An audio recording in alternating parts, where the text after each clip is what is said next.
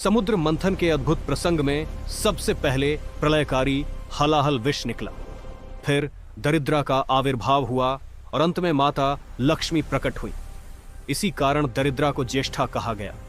दरिद्रा का विवाह दुस्सह नामक ब्राह्मण से हुआ। विवाह के पश्चात दोनों लोकांतरों में भ्रमण करने लगे। जहां भी वे जाते, यदि वहां भगवान का नाम स्मरण, यज्ञ हवन, वेद पाठ या भस्मधारी शिव भक्त दिख जाते तो दरिद्रा भयभीत होकर दोनों कान बंद कर वहां से भाग जाती। ये देख दुस्सह मुनि चिंतित हो उठते।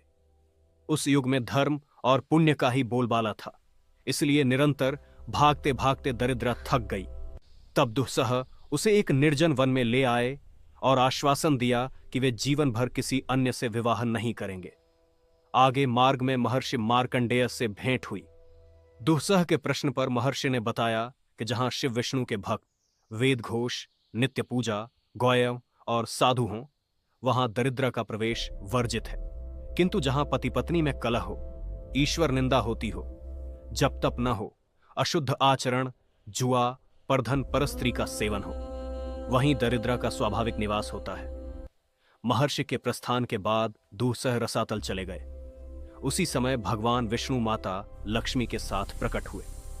दरिद्रा की करुण पुकार सुनकर भगवान ने कहा, जो लोग शिव, पार्वती और भक्तों की निंदा करते हैं, उनके धन पर तुम्हारा अधिकार होगा, और जो शिव की निंदा कर मेरी पूजा करते हैं, वे भी दुर्भाग्य के पात्र होंगे।